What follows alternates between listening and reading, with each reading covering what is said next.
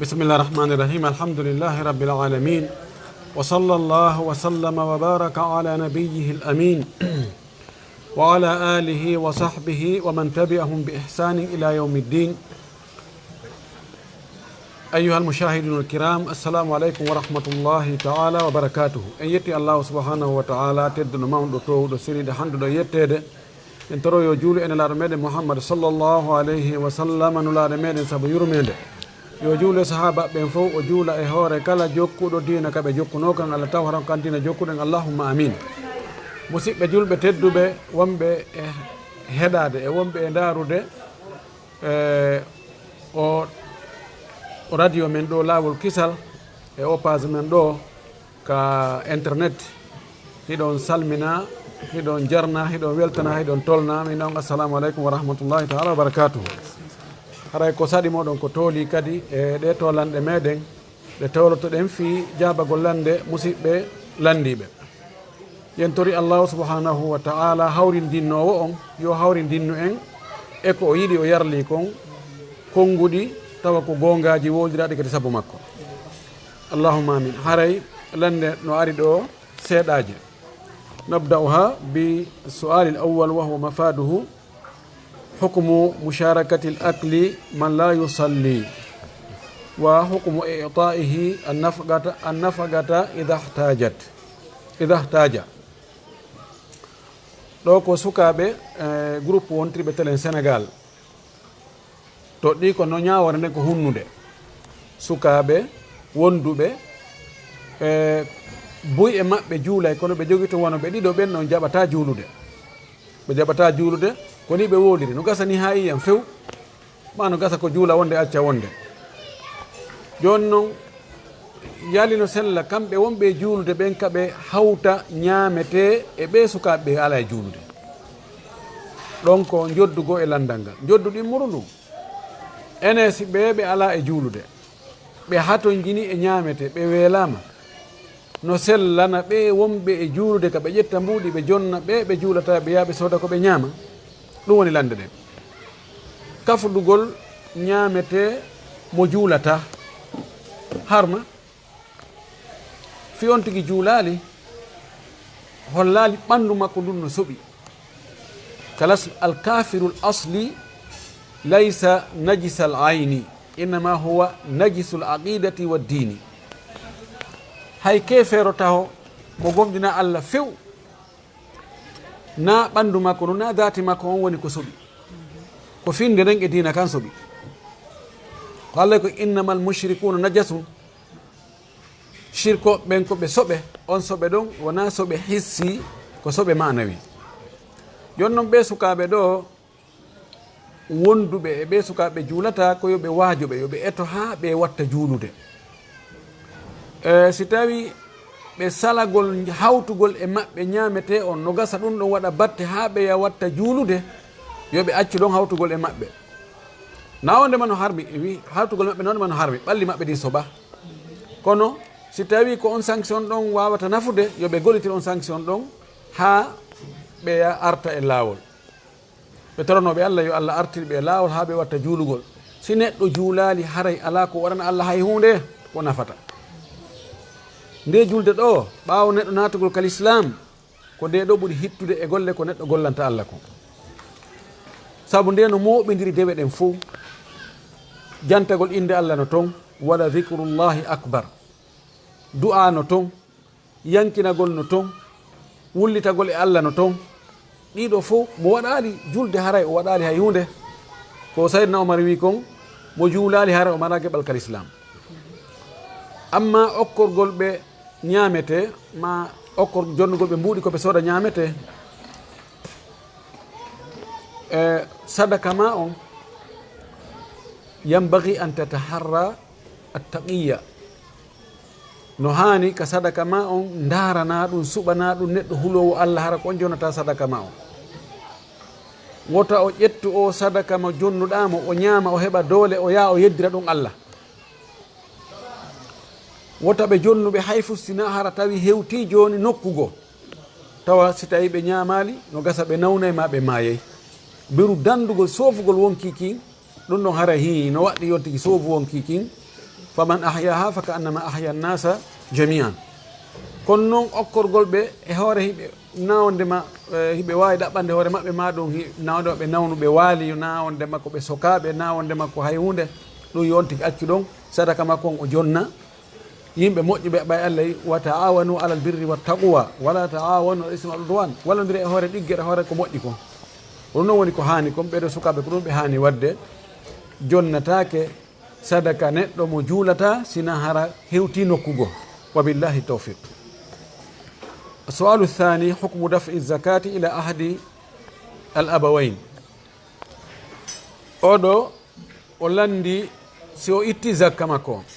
hino sella ka o itta zakka makko o jonna jibinɓe mo ɓen yuma makko ma ɓen makko ko ɓuri sellude konngudi karama koɓɓen ko dagaki ka neɗɗo jonna zakka muɗum mawɓe makko ɓen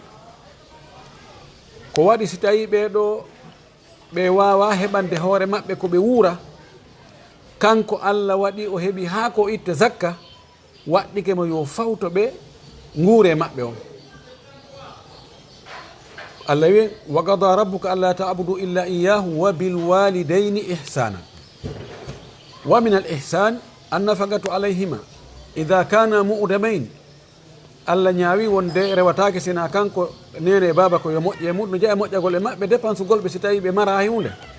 koka laaɓuɗi ittete zakka on jonnatake ɓe on tigi iwi e mum ɓen jonnatake iwɓe e on tigi ɓen mana nene e baba pati e soro ɓeɗo si ɓe haton jini ko laaɓuɗi ɗin ɓe jonnete ɓiɓɓe tadiraɓe kadi ko wana noon wa billahi tawfiq. السؤال الثالث دفع الزكاة إلى من يعمل له وهو يسكن في بيته ويدرس أولاده. oɗo ko landi himo wondi e patron makko ko kamɓe o gollanta hiɓe wernimo ka suudu maɓɓe ko ka maɓɓe ka galle maɓɓe o woni himo janginana ɓe fayɓe maɓɓe ɓen ɓe si ɓe itti zakka ɓe senditoyi sentani e kawtal ngal ɗon e musidal e miskinɓe ɓe waɗanaymo kanko kadi ɓe waɗanimo o ƴetti o jogi o inni ha ɓe ko kamɓe mi gollanta ko ka maɓɓe mi woni hiilan janginande ɓe fayɓe maɓɓe ɓen ɓe jonnilan zakka maɓɓe on ɗum ñaamu ɗum kayo mi accu ɗum kono o wi accu mi jogo taw ha mi lando ta o landoyo ɗon wi e hino dagino tawa o ƴettano tawa ɓe awadde e mi naɓiri nokkugo hari si tawi wona ɗum ɗon ɓe waɗi joddi ko o janginanta fay ɓen ko no dagi yo ƴetto ñaama halalan tayibat madama ko o hato jinɗo ko e yimɓe zakka ɓen o jeeya yani ko o gaseteɗo jonnede zakka ko e miskimɓe ɓen o jeeya haray mo wawi jaɓude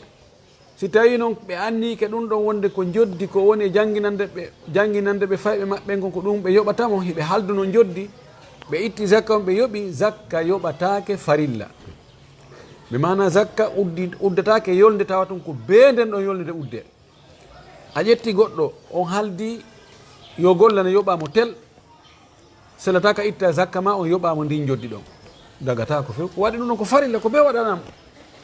idan ɗo si tawi na noon haara ko feeñi kon wonde no gasa o janginnaɓe tu fi Allah ɓay ɓe hiɓe loosinimo ɗon fi Allah no gasa hara ella ala himo wawi ƴettugol zakka on o ñama wa billahi tawfiq. سؤال الرابع حكم وضع الثوب الذي يعبد الإنسان به ربه مما يلي جسده في الكفن. ɓeɗo ko landi wo si tawi lootoɓe fure ɓe looti ha ɓe gayni tawoɓe inna lootowo fure koyo salligo so fuɗɗo lootugol fure on ɗum ɗon min mi aali no windi wonde ko on tigi salligo so fuɗɗo lootugol fure ɓe wi kadi si tawi joni fure on ɓe looti ha ɓe gayni joni ari waɗugol kasange on woɓɓe wi wo coñci ɗi on tigi rewirayno Allah ɗin ɗon yo ɗin ɗon atte taw taarede e makko heeda e ɓandu makko ndum noon si coñci kesi watte hoore ɗon no gasa ɗi coñciɗa ɓay ko ɗin o ɓornotono o rewa Allah o ɓornoto o juula o ɓornoto ma ko ɗin o hajjiroyno no gasa ɗi tefanoyamo si malaika ɓe landoyke mo man rabbuka wama dinuka wama kaza kaza coñci ɗi inna he wi'u ko hunde kaari no gasa huɓɓanen ampulon ɗum ɗo min mi aali few mi sikka kadi nafay no woodi boyɗo yahuɓe hajju coñci ihramu ko ɓe hajjiri kon coñci hajjirɗi wuderane e wanare nden wonande worɓe ɓen ɓe addoray ɓe inna awa si tawi goɗɗum waɗi on wattay ɗum ɗo ka kasange ɓe watta ɗum e kasange on woɓɓe watta heeda e ɓanndu ndun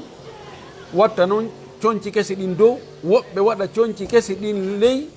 watta noon ihramu on dow ɗon ɗo mi yi anaali ɗum dali hay nokku mi yi noon wonde imam malik rahimahullah o wasino dolokke mo o juulirayno juma on e iidi on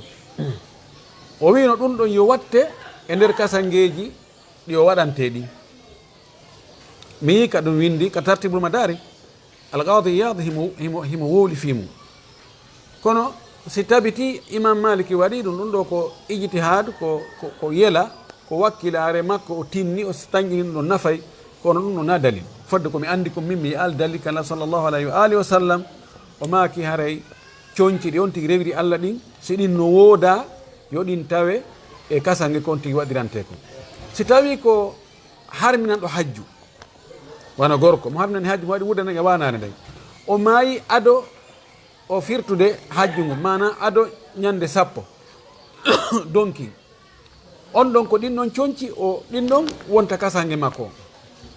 e mana ɗin no jeeyete e wattede kasange makko on kono noon si won tigi gayni hajju few ɗum ɗon min mi aali ko nafata neɗɗo on ɓaawo o maayi ko golle makko moƴƴe ko wanno ko amma ɗin batteji ɗum ɗon hunde ko nafata ala wa billahi tawfiq taban la yu'akkiru hadha ma thabata an kaffana abdullah ibnu salul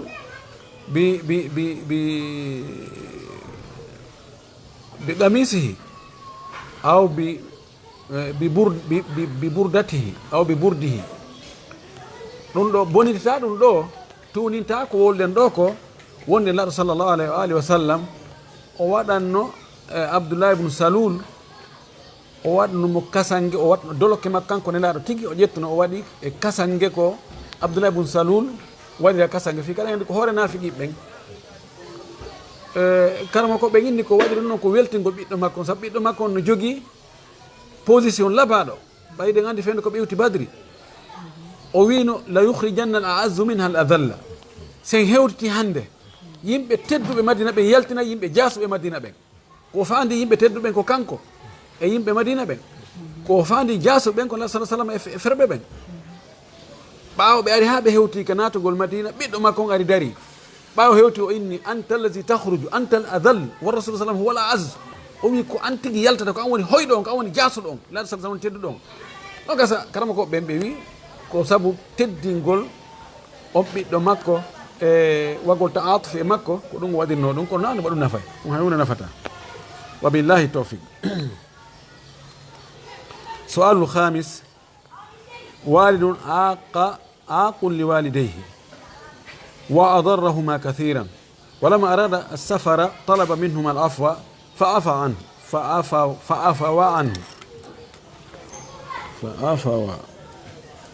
فعفوا عنه ثم مات قبل رجوعه هل يعتمد على عفوهما من قبل ko gorko pay suka oɗo nene ha ɓe anide e makko wonnon o hewti ko o faala yahude noon voyage de o ari o wi o torike ɓe yande yaafelan komi wanno on ko fof muñanelan ɓeyni men muñanike ma nen makko e ba makko fof ɓeyni men yaafike ma o yimmi o yahi safari ɓe faati noon e ɓaawa makko o artini mo niisi noon mo aani mo maapi ko waɗi o waɗnanoɓe fayde hay hunde ko annino ko so arti o yanganoɓe o wakkilanoɓe o ne'anoɓe o netanoɓe hono laawike ko ɗum waɗi no haani neɗɗo on ka o wakkilo ado laawade puisque koko laawoto yo neɗɗo yangano mawɓe mumɓe yo ɓuttimɓe ɓernde yo dankoɓe yo ne'anoɓe yo netanoɓe sabuna moƴƴere nden fayda moƴƴereji buyi ko ɗon woni rida Allah fi ridal walidayn si Allah si tawi nene baba weltanike ɓiɗɗo mum e hoore goonga haray Allah kadi weltike kono joni o aro tawi laawike joni noon ko ɓe yaafinomo ɗon kon ɗum haray no yoni ɗum no wawi waltino ɓerno en a kono noon mi wannoɓe ko woni kono ɓaɓe yaafike lan haray gasi ka ɗum ɗon gaynata naam ko wannoɓe kon ɗum ɗon si ɓe inni ɓe yaafike haray gasi ko waɗɗa goɗɗo ko metti o so inni mi yaafike ma e haqqe makko hanko haray gasi kono ko honɗum o hani wadde ɗo himo hani darade wakkilo ko wonɗenmo yewtude ɗo ɗon andi goɗɗo arino tawi sallallahu alaihi wa sallam o wi enene laaɗo no heddi e moƴƴere nde mi moƴƴoto e yummague ɓen am ɓawo ɓe fatike laaɗo maki hi o wi addu'a'u lahuma kanko o suka ɗo yo du'ano yummakko e ɓen makko yo du'ano ɓe kala ka o anditi hoore makko yo andutuɓe tentini ka hawre subaka o immo toranoɓe Allah waɓutuji ka tanƴina du'ano jaaboɗo yo du'anoɓe ɗon moƴƴi yo sumu e wonki makko lorra ko o lorriɓe kon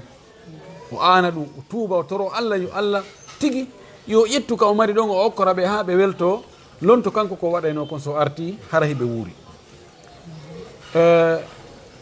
yo waɗu sadaka o anni yo ko kamɓe si o heeɓi feere waɗugol sadaka duumotoɗo wano asugol forage ma koloyru ma darnugol juulirde ma lekkol ma ko wayta noon anni yo ɗum ɗum baraji ɗin ɗon ko kamɓe jeeyi yo waɗu yo jokko e weldiɓɓe maɓɓe ɓen yo teddin enɗanji maɓɓe ɗin ɗum ɗo so waɗi inchallahu haray en tañƴini haray o jeyama e malaɓe ɓen wabillahi tawfiq soalu sadis ra'a fi manamihi tabaqati lbaydi fa qila lahu yatasaddaqu bilbaydi fahal yafalhu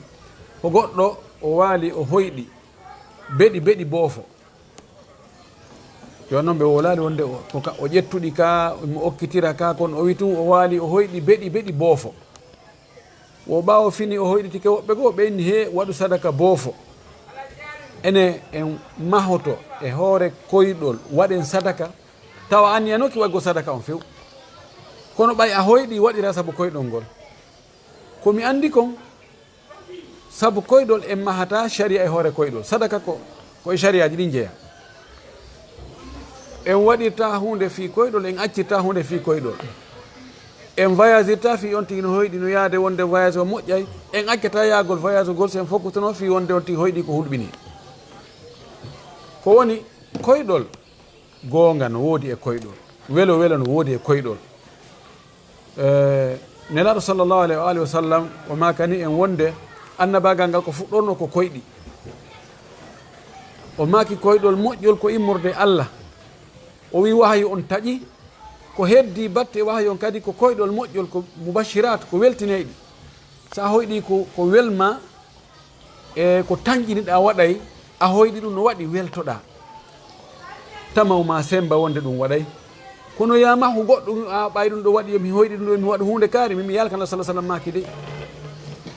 ko maki sa hoyɗi ko welma yettu Allah e koyɗol ngol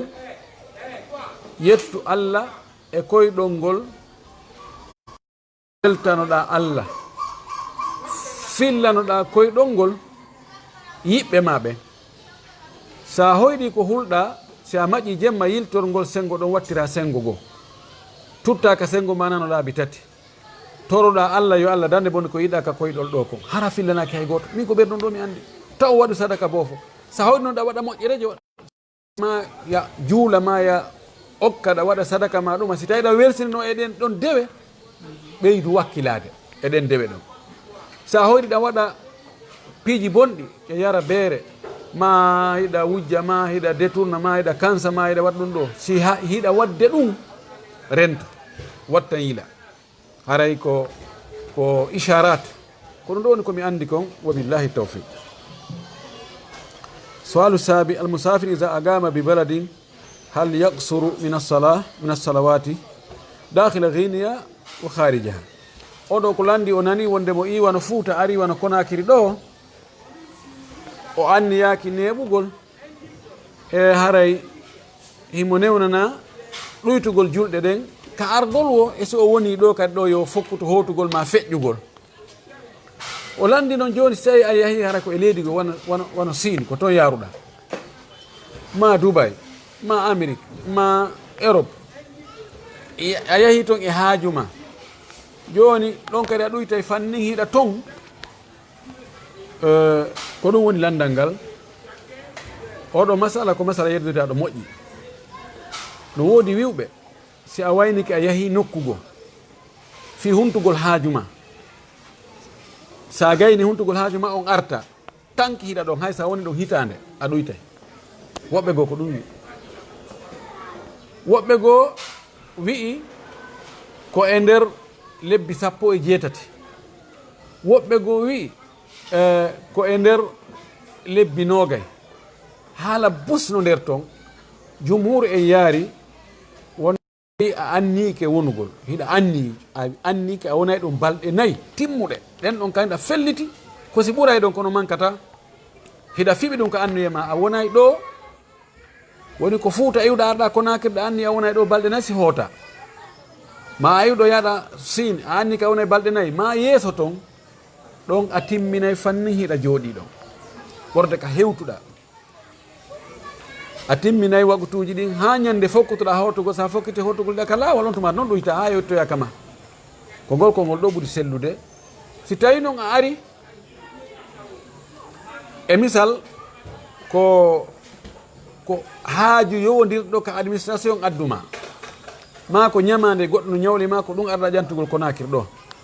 oynama joni ha faɗɗi janggo so Allah jaɓi mi jonnitete no ya anni no hettirɗa ko ɗon woni a rewtude hoota wona faɗɗi janggo o inna a ɗum anni keɗo joni accanan kadi balɗe 2 wona kadi balɗe 2 ƴanta a joni accanan kadi balɗe 3 wona bat joni yara noon ɗo haysi woni lewru haysi woni lebbi 3 ɗo a ɗuytay ko waɗi ɗo a anniyaki ñiiɓugol ko oɗa wonma e poɗude ñiiɓa a anniyaki wonugol few ɗo siko Sin yaruɗa siko Sénégal siko kala ka yaruɗa si tawi a anniyaki ñiiɓugol kono goɗɗo no jogi ma ɗo ñande ɗum ɗon iwi wo a artay joni noon ɗum no wawi iwde hande no wawi iwde janggo no wawi faɗɗi janggo no wawi faɗɗiti janggo ɗo fanni ɗum no jogi ma haray ko ya ɗuytu ko ɗo woni hiɓɓidirgol hakkude hadisaji ɗi min no mi famiri noon wa billahi tawfiq. السؤال الثامن رجل من سويد قال له صديقه إنه لا يأتي الجمعة لأن الناس لا يتقاربون لهذا الوباء وهو خلاف قول الرسول صلى الله عليه وسلم تقاربوا أو تراصوا واعتدلوا وإلى آخره. أودو ko suka wonɗo Suède ko feeñi kon woyi mo jogii weldiɗɗo goreejo on ɗon wi kañum yata juma fewndo ɗo woko fi ɗum hay taw yaha juma nde wonno nawnare corona nden no woodi andi no wi'a fi no Allah dandira en sabuji ko ƴetteten kon ko waɗugol masque on e angal salmodirgol e woɗɗodirgol ataba'udul ijtimai joni noon ka juulirɗe ɓe newni yode uddite kono haray distance no woodi fayda wa 1 métre haray no hakkude yimɓe ɓen wo ɗum ɗo non no luutodiri e ko laɗa salah sallam maki ɓattodire bakodire udde jolɗe ɗen ɓay non no luutodiri e ko nelaɗo maki kon kanko ala yaade o wi o ala yaade juma saabu ɗum e ko no wiɗen e ɗum oɗo o falji ko ɗum waɗi gandum seeɗa ko poson warata sina jommu o yejjiti ko Allah wi kon fattaqullaha ma stata'tum o yejjiti ko Allah wi la yukallifu llahu nafsan illa wusaha o yi kala sallallahu alaihi wasallam maki idha amartukum bi amri fa'tu minhu ma stata'tum Allah wi hule Allah fodde taga ma on ko ya ar no wira non wona ko ber ko marɗa feere kon Allah nangitirtama goɗɗungo kono immagol ara wona berɗum ɗon ɗum hina mari feere si a waɗali ko marɗa feere kon do a landitede si a waɗali ko amara feere kon a nangitirtake idan oɗo no waɗɗimo yo yahu juma hay si tawi woɗɗodirte hiɓɓodirtake alhaali kono alhaari yaari wo ko noon yarete sa yehi ha wi'ama neɗɗo yo juulu himo waali kaw waali ɗo yo juulu ɗon hadis Imran ibn Husayn kala salli qa'iman fa lam tastati qa'idan fa lam tastati ala jambi no waɗɗino Allah wi qumu lillahi qanitina darani Allah juulon o yami dare kono so tawi on ti wata darade kawala o tawi ko kawala gon yoni a ɓay joni wata darade Allah wi komi daro joni mi ala juulude la ilaha illallah hasa jahan ɗo ko majjere ni idan ko yo wattu yade juma de sina ɗum haara mo jogui bakkatu wallahi wa billahi tawfiq السؤال التاسع حكم صلاة الإمام الجمعة لجماعتين بخطبتين فاين كو يونير انغال لاندال دو هون اون نياوره المامي جولنوغول جماجي ديدي جمعة جماعة be o julna ɓe o waɗa khutba o julna ɓe o yiɗo ɓe arɓe tawi julde nden no fermi tawi heewi ɓe baari ɓe dari almami julni ɓen ɗon on groupe ɗon ɓe yalti kamɓe kadi ɓe naati tun groupe goo naati ɓewi on almami ɗon tigi kadi ƴewi ka gangunal waɗi khutba julni ɓe waɗi khutba ha gayni cippi julni ɓe darɗiɗi hono nde ñawore ɗo hadi min al umuri l mustajidda allati ma lam takun min qablu ɗum ɗo ko e piiji kesi ñawoje kese ɗe alano law nde nawnare ɗo nde addani en piiji holli wonde be jangge be karama ko ɓe wakkilo ɓe waɗa ijtihad ɓe yaltinana yimɓe ɓen ñawoje itteɗe ɓe jibini ɓe ko anda kon ko wowa kon sellata almami ka julna juma goto groupe aji ɗiɗi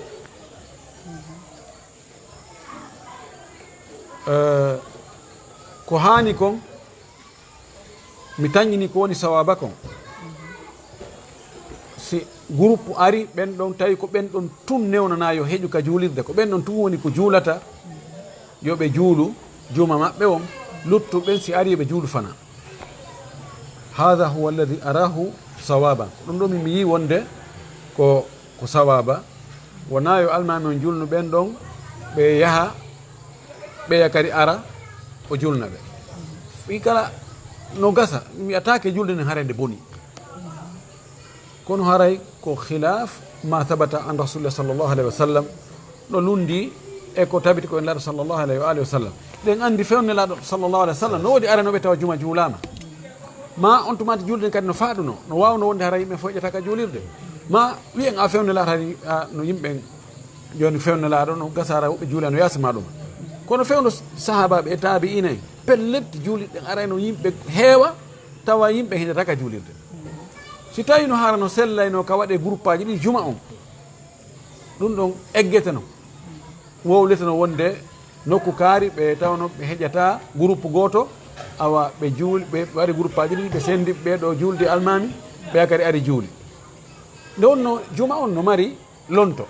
si a heɓani juma on lonto moƴƴetto juma on mbaɗiɗo ko zuhur on kono ɗo woni komi andi kon hawre min wiyata mi fellitata wonde julde juuluɓe ɗimmum ɓen julde nden no boni la Allah julde en harno selli kono min khilafil awla wa billahi tawfiq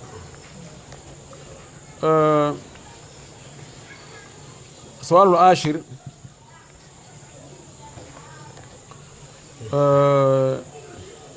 حكم العقيقة من ولد له ولم يتيسر له الذبيحة حتى مات هل عليه إثم وهل يجوز التكفف وطلب الإعانة على العقيقة oɗo ko landi mo jibinanama boobo tawi fewno ɗon newanaki mo heɓugol dammol denna bo woni ɗon jokki noon o innali boobo makko o hirsanali mo dammol ha o maayi kanko hoore o hirsanali boobo on kono ko angal mo jogui bakkatu joni awa si tawi goɗɗo jibinanama boobo tawi o mara ko o innira o mara dammol haray no waɗɗimo yo yilto e famille on e ɓeygure nden o toroɓe haray yoɓe wallitomo fi dammol yo heeɓo ma siɓɓe e yiɓɓe fof yo ndaaro dow koɗe e payanɗe ha dammol heeɓo oye waɗɗaki few aslan hirsugol dammol denna bo ko sunna tentuɗo ko na farilla ɓayna farilla on tinanguetirtake taban zahiri an koɓɓe no wi ko kañum no waɗɗi ko wajib kono jumhur en ko ngol konngol maɓɓe waɗa itidal ko wonde ko sunna e sunnaji tentuɗi ɗin mo heeɓi yo waɗu haray mo jogui baraji na sallam maki kullu mawludin murtahanun bi aqiqatihi yusbahu anhu yawma sabihi wa yusamma aw kama qala sallllahu alih wa sallam o maki jibina ɗo o jibindinnete yani haray mo humodiri e dammol ko hirsante kon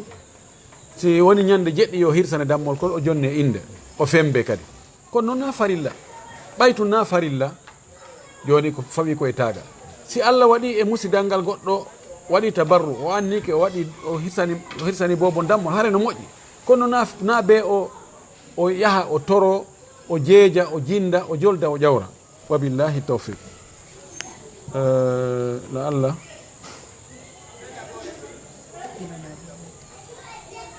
السؤال الأخير لاندا ساكتينغال نgal ɗo hande ara en gaynali kono darden waɗo رجل في غينيا بيساو مرض فطلب العلاج فلم يوفق فأرشد إلى الكهان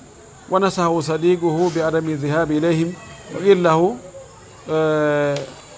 يذبح شاة فقط لا غير هل هذا شرك أم لا لوكو مسيد أمد وندو غينيا بيساو ونوني ودا بلكيله كون الله هوندينال مو lekki nawnar nen taw o yeta non yo yahu kabe jalanji ben be jalanji ben dimmojo makko gorejo makko in he ben ko shirku watta goy ta ya nyawndora shirku few wo goddo inni mo don joni mi tindinta ka goddo on don kanyum ko dammol tum o landoto ma ya sodo o hirsa dammol kol kanko na jalan ɗimmojo ma kon inni ene kol dammol ko o hirsata ɗon na jalanji ɗin on hirsande kol o wi joni o ala yarata ha o lando ɗo hatuman si innama joni ko be o hirsa dammol ko fi honnugo dammol ko hirsande ko tew o faala mi hoolay ko tew o faala sinano joni a wayahu ɗaɓɓanoyami tew komi ñaama woni tun hirsugol harayne woni ko fanda nder ton ko imma ko cheytaneji ɗin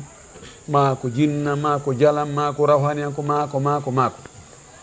ɗum noon dagaki hirsangol ko wona Allah naɗomaki man dhaba li gayri llahi fakad ashraka mo hirsani ko wona Allah haray waɗi shirk gam oɗo ko hani ko ɗaɓɓugol lekki ko dagi ko hewɓe noon wattanen fondo hewɓe noon si hewti ñawdagol ngol on tigui ɗaɓɓiri laawi ɗi on tigui tanƴinon no dagui ɗi foppu heɓali marsali ɓayle himo haɓɓiti tun ko be o dikka ma be nawɗo makko o dikka kala ko o yeeta oyne joni on tigui wakkilo ɗum ɗo tunta ha ɗum ɗo feƴƴa haysi o yeetama ɗum ɗo ko shirku haram andi ko shirku oyne yimɓe enen moodi an kadi nan ira ma porɗa ɗon ko heewi kon finde aqida nden nde lofay ɗon seeɗa ha ɗon feƴƴa wonde on ti luttoya ɗum haray wota o ɗaɓɓir lekki kin ko harmi few hari mo watti ɗon kadi wo kanko landaniɗo mum wo so tawi no gasa ka o wallitoramo jawdi sifa ɗum ɗe so tawi hawri koko dagi joni noon en andi yahugol ka ɓe jalanji ɓen ka nalu ɓen ka karmo ko batni ɓen ka mbile ɓen ka ndure ɓen ka wage ɓen ɓen ɗon fof dagaki yahugol ñawdagol ka maɓɓe ko waɗi ko shirku ɓe ñawdi joni noon si goɗɗo no faala yahude e sifa ɗum himo faala ya wallitormo mbuuɗi ma ya wallitormo feere ma ya naɓɓino machine ma kala o ballal dagaki ka wallitoɗamo few sabuna Allah no haaɗi en wallitagol e hoore yeddugol Allah ɗon haɗa wallitike fi yeddugol Allah ngol si tawi noon kaka dagi on e yaade kaka labtane ma ko ka mocciroɓe alqur'ana ɓen ma ko ka ɓe ceɓe e ɗaɗi e ha ko hara kadi shirku wo ala nder ton woɗaji ala nder ton wallita on tigui ber ko marɗa feere kon wallahu fi awni l abdi madama al abdu fi awni akhihi Allah no darani jiyaɗo makko fiyo haajuji makko hunto fanni jiyaɗo ono darani ɗimmoɓe mumɓe fiyo haaju maɓɓe hunto yentori Allah yo Allah ndikki julɓe nawnu ɓen fof yo Allahu ɓeydan en yaajene neɓe nde ɓutto e teddugal torki Allah subhanahu wa ta'ala yo Allah weltano en yo Allah yiɗo en yo Allah malno en yo Allah naado en aljanna rabbana taqabbal minna innaka anta samiul alim allahumma rabbi salli ala muhammadin wa sallim amin